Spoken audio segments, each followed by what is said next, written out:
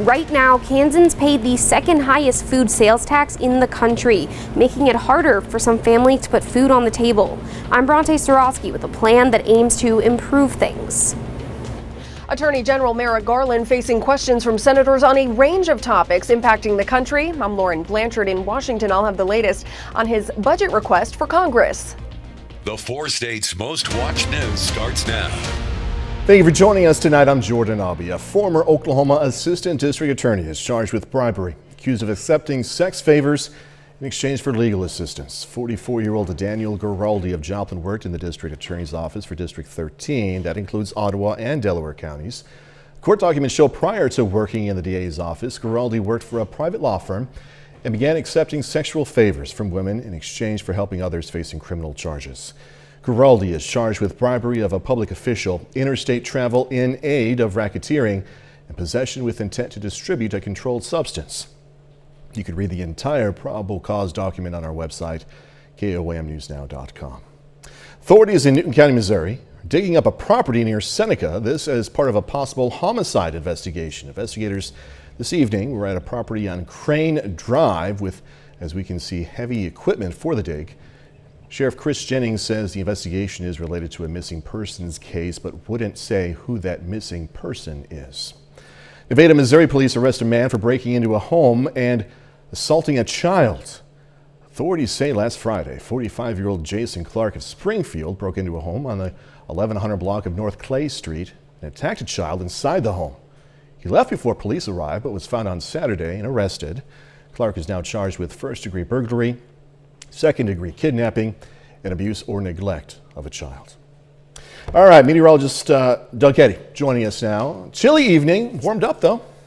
Yeah, we had a really cold start during the morning hours, but today actually turned out to be a pretty good day. We got quite a bit of sunshine out there and temperatures not bad. Fitchell low 40. We did get some patchy frost across the region, as especially north of Joplin really dropped well into the 30s for the morning hours. 72 is our normal high, so a little bit shy of where we should be, but we'll be right on that mark as we go into the daytime hours tomorrow. Clear skies, not too much going on here. We look good as we head into Wednesday, and then we start to get some thunderstorm chances. So, of course, we're going to look at that here in just a bit. All right, Doug, thanks so much as always. Post Secret is a national organization, and it asks participants to write down secrets or other things they wouldn't usually talk about. And the idea is to lighten the stress load, stress that for some people contributes to suicide. Post Secret founder Frank Warren visited MSSU tonight, and he invited students to write down those secrets as long as those secrets are true and haven't been shared with anyone before. Through the project, I've learned that each one of us has at least one secret that could break your heart. And if we can know that and feel that, I think it could allow us to be more compassionate, have more empathy, and maybe there'd be more peace in the world. A CBS Morning News crew was also at MSSU filming tonight's event.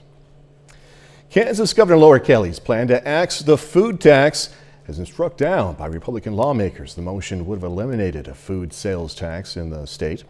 KOAM's Bronte Sorosky shares why some in Kansas were hoping for the sales tax to decrease and why this proposal was struck down. Right now, Kansas has the second highest food sales tax rate in the country at 6.5%. Kansas officials are trying to cut some of those taxes, known as Axe the Food Tax Plan. And when we look across at different policies in our community, we see that the sales tax is something that negatively impacts our residents, and it also impacts our local grocery stores. Thrive Allen County is a nonprofit focused on the health and wellness of the community. CEO Lissa Regier says they work with families in need of financial assistance. The money that would be saved from the loss of the sales tax could be huge. We know in Southeast Kansas, we are a more depressed area. Our wages are lower. It can mean more nutritious food that can be purchased at our grocery stores.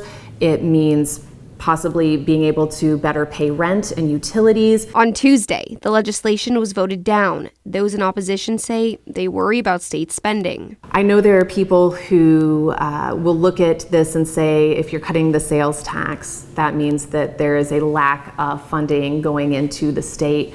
But currently the state has a surplus. The state projects Kansas could collect a surplus for the upcoming fiscal year. Marilyn Logan is the general manager of Marmaton Market in Moran, Kansas, and says the current sales tax in the state impacts not only the store, but customers as well. Our sales tax is exorbitant on food, and there's no reason for it to be that high. The majority of the people that shop at my store are middle to lower income, so they don't have a lot of disposable dollars to spend on food. And rising costs don't help. We had to explore alternatives because the main suppliers that we were used to using did not have the product. And we're still 2.5 years later in that very same situation. In Allen County, Bronte Sorotsky, KOAM News. State Democratic leaders say they hope to continue to drop the state's grocery sales tax. Kids at a local shelter now have new playground equipment to play on.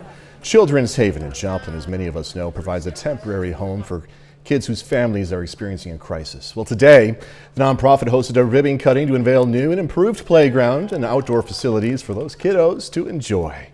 But to come out here, to put your feet on the playground, to see the equipment, the safety, the lighting that's put in, it's just fantastic. It's a wonderful feeling, and we're so excited for Children's Haven. Playground expansion project took 6 years and was funded by donations from the community. U.S. Attorney General testified on Capitol Hill today as he tried to persuade senators why his department needs a bigger budget. This while crime was a hot topic today, and senators also grilled the AG on a number of other issues. Fox News correspondent Lauren Blanchard has more details from Washington. In the hot seat on Capitol Hill, Attorney General Merrick Garland as he made his case for the Justice Department's nearly $38 billion budget. These resources will strengthen the Justice Department's efforts to reduce violent crime and gun violence, to counter the multitude of serious and evolving threats to our country. Far from defunding the police in President Biden's fiscal year 2023 budget, Garland said there's billions in new investments to support law enforcement and reduce crime, at a time many U.S. cities are seeing an uptick. Overall, there were 132 gun-related incidents reported to the Philadelphia Police Department last week. Crime not the only issue on senators' minds. Some Republican senators grilling the Attorney General on the effectiveness of his department. I think the Justice Department is losing. I think you're losing on crime. I think you're losing on drugs. I think you're losing on immigration. Garland said he's committed to the independence of his department. Still, a concern for the GOP is whether or not the DOJ can fairly conduct an investigation of the president's son, Hunter Biden. How can the American people be confident that his administration is conducting a serious investigation?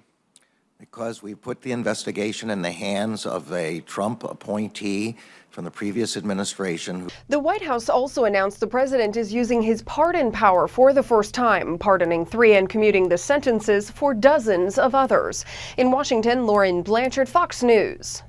The fate of a Trump-era policy requiring migrants to wait in Mexico for their court hearings is now in question. The nation's highest court heard arguments today regarding the program as the Biden administration faces bipartisan criticism over its decision to end another Trump-era border order. Fox News correspondent Madeline Rivera explains from Washington.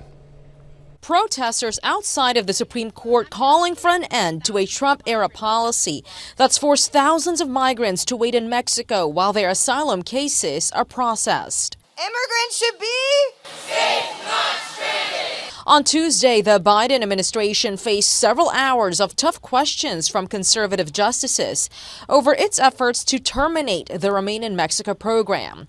The Department of Homeland Security formally ended the policy in June, but was pushed to reinstate it after lower federal courts sided with Republican-led states Texas and Missouri in a lawsuit challenging the repeal. This administration, as district and appellate courts have found repeatedly, is all too cavalier about the ways by which it engages in executive action. The case could have wider consequences for the White House's ability to set its immigration policies. On Monday, a federal judge temporarily blocked officials from lifting Title 42, a separate Trump-era public health order preventing some migrants from entering the U.S. because of COVID. Senior Biden administration officials defer to the CDC for its decision to end Title 42 on May 23rd. 3rd, but they admit doing so would mean even more people trying to cross into the U.S. I think, as you rightly pointed out, there's going to be a lot, the intelligence suggests there'll be a lot of people, a lot more people migrating to the border. The temporary restraining order issued on Monday prevents the Biden administration from taking any action on Title 42 before a court hearing on May 13. In Washington, Malda Rivera, Fox News. KOAM News at 9 and Fox 14 takes this time to honor another four-state hero. Kevin Westerhold served in the U.S. Marines. Native of Nevada, Missouri, Westerhold was stationed in Iraq. And we are proud to thank and salute Sergeant Kevin Westerhold, tonight's four-state hero. Doug is next with a complete look at the forecast, and later it's rivalry night for Webb City and Carl Junction baseball. Highlights in sports. Well, it turned out to be a nice Tuesday for us today. Cold start. Most of us upper 30s to near 40 degrees. Allergies have been kind of high. They should be at this time of the year. On a scale of 1 to 10, today's an 8. Tomorrow's a 9. So if you are an allergy sufferer, you're going to have some issues as we go through the next few days. Temperatures warming up near 60 yesterday, mid to upper 60s for us today, which is nice, and it's still. Right now, we're sitting into the mid-50s across the board. We are going to drop back tonight. I think most of us, lower 40s for overnight lows, which isn't too bad. It's a little bit better than what we had last night. Winds are light, but they're starting to shift out of the south, and that's going to help our temperatures warm up over the next couple days. Let's go outside. Clear skies up top, 56. Easterly winds are light. Humidity is fairly low. It's at 44%. Nothing going on here. We have pretty much clear skies across the region. Most of the Central Plains, clear skies. Let's go west. Here's the beginnings of our next storm system, which will start to roll in tomorrow night into Thursday, and then also on Friday, we'll have chances for showers and thunderstorms. It's going to get pretty active here, especially over the next few weeks. Of course, we're about ready to go right on into May. All right, lower 40s to start. Nice day tomorrow. Quite a bit of sunshine, lower 70s, 65 by noon, high temp, 72. Tomorrow night, clouds increase. We're going to get scattered thunderstorms in here late tomorrow night into Thursday morning. These will not be severe, but could be a little loud Thursday morning as these push east. We get a break Thursday afternoon, then by Thursday evening, more thunderstorms fire up. Now, these guys could be a little bit stronger. They may be kind of knocking on the door of severe. Bands of showers, thunderstorms, Thursday night, heavy amounts of rain all the way into Friday morning. As we go into Friday afternoon, our main storm system pulls out across the Central Plains. We'll have a very strong dry line from Wichita to Oklahoma City, and if we can get thunderstorms to fire along that dry line, then we will get a pretty good batch of storms in here with a really good severe threat by the time we head into Friday evening and also Friday night. Here's the problem, or maybe a good thing, the cap. We talk about this. So as air rises, it cools, then it hits this little warm layer, and then starts to cool again. So thunderstorms, they don't like that warm layer. That's the cap. That's what keeps thunderstorms from blowing up. However, when that cap breaks, then you can see our temperature, in a sense, just cools with height. Temperatures go right through the cap. And when you have this kind of setup in the spring, this is where you get your big thunderstorms. So we got to watch that cap Friday afternoon, because if it does break, we're going to get severe weather in here Friday evening. 72 tomorrow, 70 on Thursday, 75 on Friday. Morning showers Saturday. Rain sneaks back in late Sunday. May get a severe threat Monday into Tuesday, and then again next Friday and Saturday. Really, I looked a long range tonight. Really, for the next month, about every 3 to 4 days, we're going to have a severe threat. Yeah, May, like you said. All right, Doug, we'll see you in a little bit. Thanks so much. Coming up, reaction to a big tech takeover. A new vision for Twitter as Elon Musk seals the deal to buy the social media platform. I'm Kelly O'Grady in Los Angeles. I'll have reaction to the news coming up. First, here's a look at our tower camera, sponsored by R.E. Smith Construction, as work continues with that sunshine on the KOAM More Power project. Check it out anytime on our website, KOAMnewsnow.com/power. Pouring in as Elon Musk announces his deal to buy Twitter, the world's richest man, promising to prioritize free speech on the social media platform. Fox Business Network's Kelly O'Grady has the latest now from LA. The deal is done. Elon Musk is set to buy Twitter for a price tag of $44 billion. And he says big changes are on the way, pledging to revamp the social media platform in the name of free speech. Musk saying he would be reluctant to censor content or permanently ban accounts.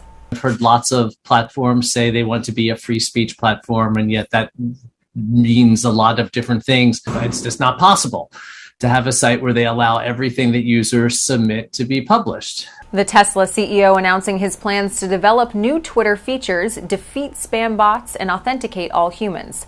His critics are branding his ownership as dangerous, threatening legal action, wealth taxes, and regulation. The president has long been concerned about the power of large social media platforms, the power they have over our everyday lives, has long argued that tech platforms must be held accountable for the harms they cause. Musk's supporters, though, cheering on his efforts, saying it creates a more even playing field. The left doesn't want you to speak. If you don't agree with them, you're not allowed to talk. And if you try, they're going to attack you. They're going to try to cancel you. That all changes today with Elon Musk now owning Twitter. Twitter co-founder Jack Dorsey tweeting his support of Musk, saying, quote, his goal of creating a platform that is maximally trusted and broadly inclusive is the right one. The social media giant now has roughly 6 months until Musk takes over. In Los Angeles, Kelly O'Grady, Fox Business. Still ahead, police release body cam video showing them responding to a deadly shooting involving Alec Baldwin on set of the movie Rust. Police in New Mexico revealing the immediate images and investigation materials after a deadly shooting on a movie set last year. Linda Schmidt has this story. It went across her chest. And it came out the back and went into the... You want air flight? Body camera video shows the frantic scene as first responders raced to try and save cinematographer Helena Hutchins last October on the set of Alec Baldwin's movie Rust. Hutchins was killed. Director Joel Souza was wounded but survived. The Santa Fe County Sheriff's Office in New Mexico releasing this video and everything it has collected so far in its investigation, including crime scene pictures, witness interviews, video of Alec Baldwin after the shooting and before, while he was rehearsing his scene, drawing the gun from his clothing and pointing it at the camera. Eventually, the gun fires a live round. Sheriff's deputies talking to Baldwin afterward. Were you in the room when someone was shot? Holding the gun, yeah. Mr. Baldwin, who's the director on scene? The guy that was shot. Investigators telling Baldwin not to talk to anyone other than law enforcement. Okay. I'm happy to stay right here and do everything I need. Well, my lieutenant just wants you to stay away from everybody and not to talk to nobody, so I was... right here. These are the pictures of the gun Baldwin used. Hannah Gutierrez, the armorer for the movie, who is responsible for maintaining and supplying weapons on the set, appears to be in shock when questioned by authorities. I'm the armorer, or at least I was. Later, during formal questioning, investigators read Baldwin his rights. If you decide to answer any questions now with or without a lawyer, you have the right to stop questioning at any time or to stop questioning for the purpose of consulting a lawyer. So my only question is, am I being charged with something? No. Baldwin then tells investigators what happened. We've done this for 2 weeks and we did it the right way every day. Baldwin has been named in several lawsuits seeking damages from this incident. According to documents, Baldwin claims he's not responsible for this fatal shooting. All right, some really smart researchers say it's official. Math and science proves you can never, ever evenly twist an Oreo cookie in half. More on this next. Sometimes in striking a new deal, sides just stay apart and you can't split the difference just right, perfectly. Well, researchers at the Massachusetts Institute of Technology studied the age-old problem, question of twisting Oreos open and getting equal cream on both wafers. MIT researchers using a 3D twister model with pennies and rubber bands couldn't get the cream to deform right, causing failure stress. And the time delay in putting the second wafer down on the cream messed up any twisting success.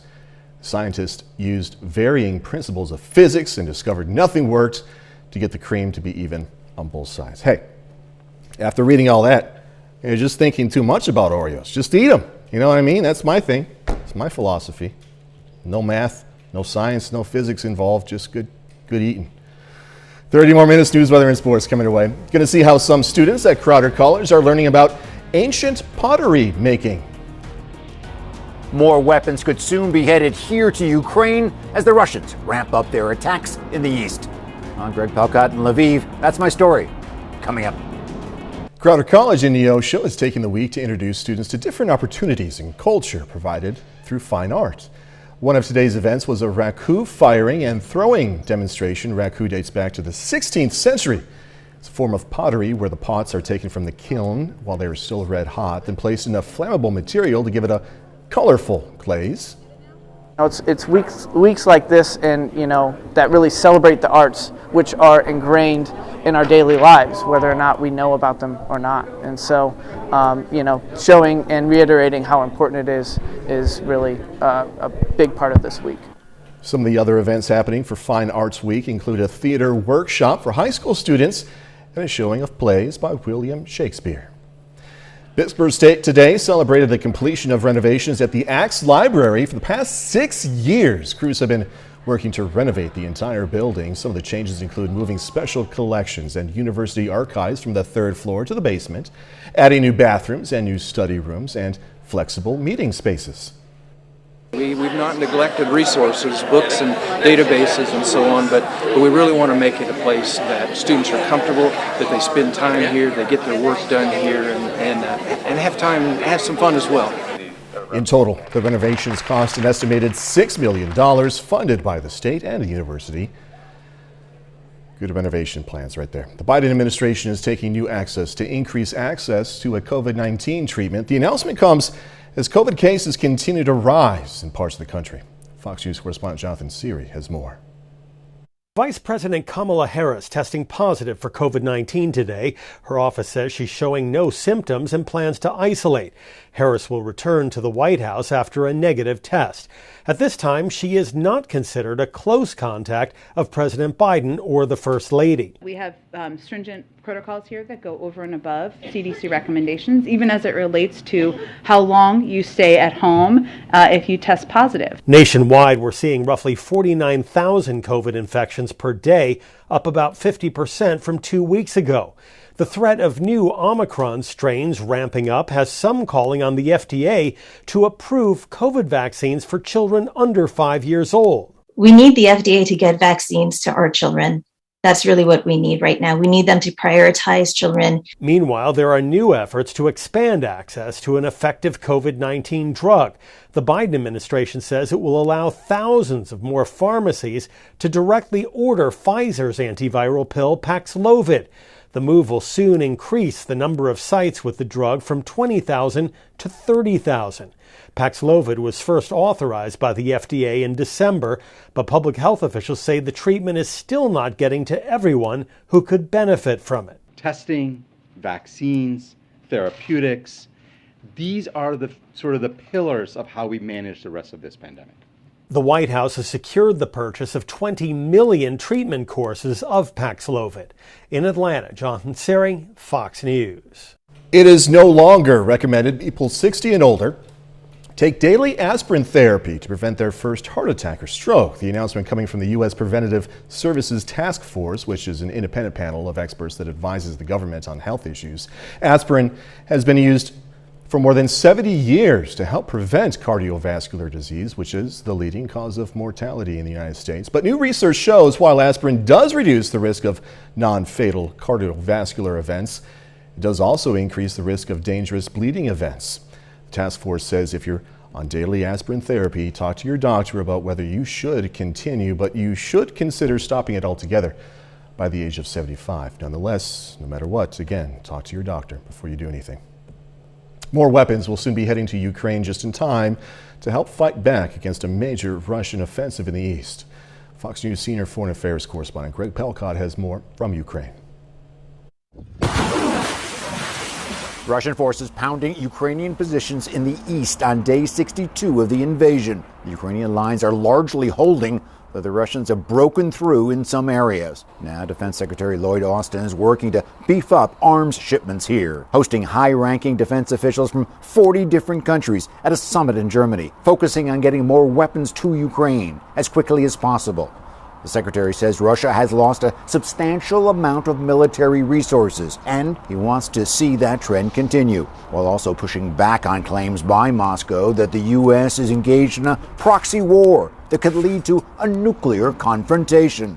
A nuclear war cannot be won by either side, and so I think saber rattling and rhetoric like that is just unhelpful. A number of countries announcing new military aid packages, including Germany, which will send anti-aircraft systems, and Canada, donating armored vehicles. But those arms shipments are being increasingly targeted by the Russian military. Moscow says they're also having a big impact on the peace process, claiming talks will remain stalled until the West stops sending weapons to Ukraine. Apparently, they are not very interested in talks. They rely on a promise from those who seek to prevent Russia from winning and those who seek to conquer and destroy Russia. Secretary Austin also announced that a Ukraine contact group, as it's being called, will meet at least once a month as long as the fighting continues. In Lviv, Ukraine, Greg Balcott, Fox News. A bit later, going to visit New York, where adaptive baseball right there includes visually impaired players.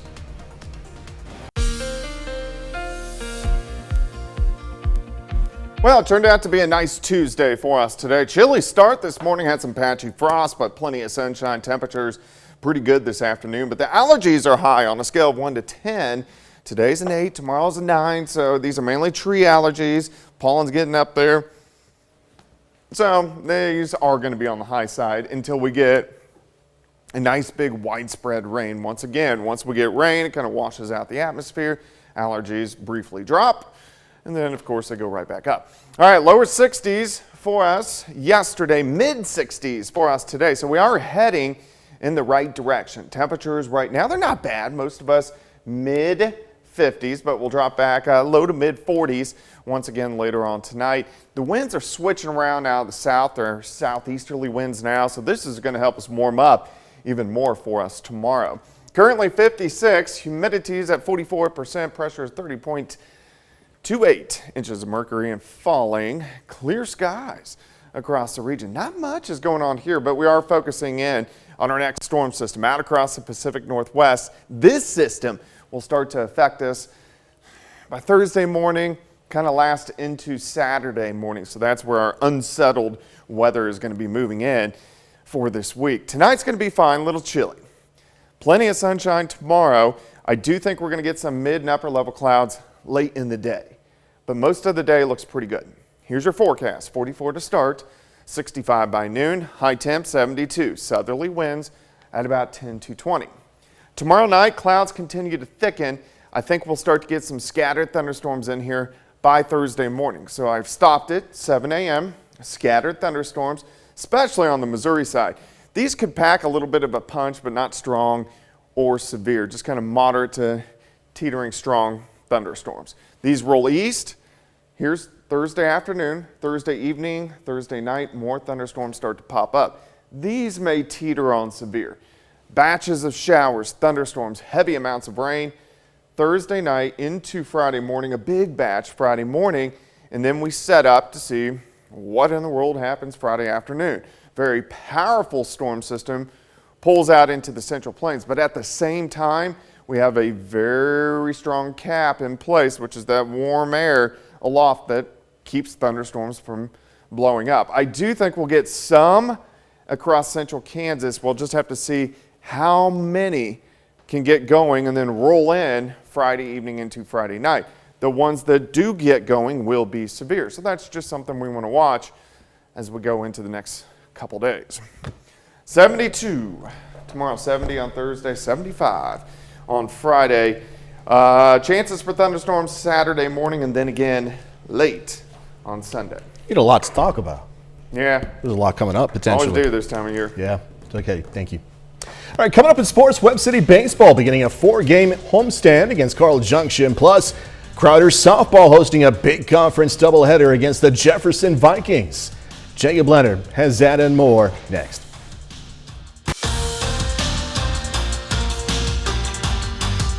Well, tonight is rivalry night for Webb City and Carl Junction baseball. The Cardinals host the Bulldogs in a COC matchup this evening. For Webb City, tonight's game is game 1 of a 4-game homestand. Cooper Crouch strikeout here. Game scoreless going to the bottom of the first. Webb City wastes no time at the plate. Kinley Hood drops one into left to score Eric Fitch. Cardinals on the board, then just minutes later, bases loaded, Aiden Brock puts one into left. Cy Darnell scores to make it 2-0. Then they really started hitting it hard. William Hayes high and deep to left. He drives in 4 tonight. Umpire in the way of this one there, but 2 more score on that. Then back to the top of the order, Eric Fitch, almost the same spot, all the way to the fence. Hayes in easily. Cardinals score 7 in the first. They roll by Carl Junction tonight, 17-2. The Frontenac Raiders have been one of the best baseball teams in Southeast Kansas all season long. The Raiders are 11-1 to start the year, with their only loss coming to league rival Girard. The Frontenac on the road tonight for a CNC doubleheader against Baxter Springs. And game 1 actually goes extra innings. Big win here for Baxter Springs. Lions take down the Raiders 2-1 in 8 innings. Game 2, Frontenac rebounds to make it a split, winning 8-2. The Crowder College softball team is 43-7 through 50 games this spring, including an 8-2 conference record. There are only 2 conference losses. We're on the road against Jefferson back in March. Now tonight, Rough Riders have a chance to get even, hosting Jefferson for a doubleheader. A Seneca High School product, Chelsea Bevel, 3 straight strikeouts to end the first inning. Then in the second inning, Vikings got second and third with no outs, but Bevel, 2 more strikeouts to get out of the jam. She finishes with 15 strikeouts.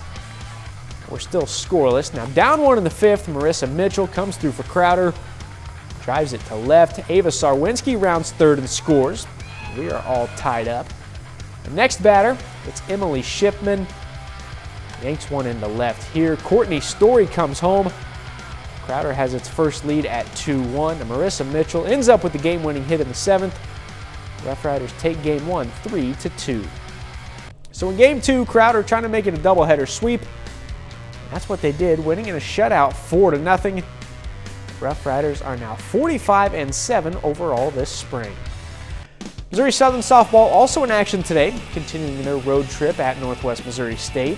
In game 1, the Lions fall 3-1, but Ashlyn Williams gets a solo homer. They would bounce back in game 2 to win in a shutout 5-0. Bailey Lacey, 6 shutout innings with 6 strikeouts. Southern's right back on the field tomorrow for 2 more on the road against Missouri Western.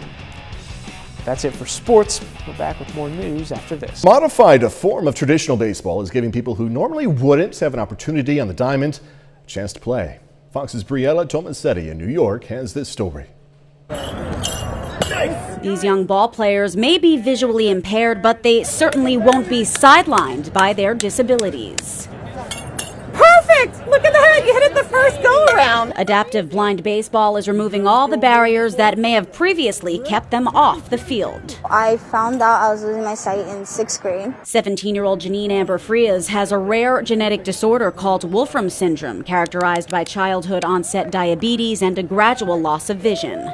Now she's stepping up to the pitcher's mound for the first time in 7 years. We're learning by feeling and hearing. Frias is a member of Lighthouse Guild's Youth Transition Program. The local nonprofit organization is dedicated to fighting vision loss through prevention, treatment, and empowerment. The whole idea of the program is to basically give them the tools and the skills that they need for future independence as young adults.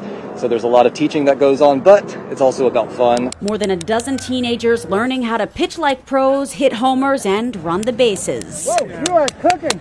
Nice. Coaches and players from the New York Rockers, the first team of visually impaired athletes to play adaptive blind baseball in the U.S., were on the field to show them the ropes. I always liked to play baseball, but the ball was too small and I didn't have good vision, so I couldn't play. All my friends used to play, and I couldn't play. And now that we've found this adaptive game, we love it. Adaptive blind baseball was founded in Italy more than 25 years ago, but it's become pretty popular here in the United States ever since. Rather than using traditional baseballs, though, players use these balls with built-in bells to give them audible cues as to direction and location. This is the sound of the ball, okay? So here's how the game works. First, the batter drops the ball and swings with one hand. A coach stands at first base with a horn to indicate where the batter needs to run, and then another instructor stands at second base with clappers to help the runner get there. Yeah.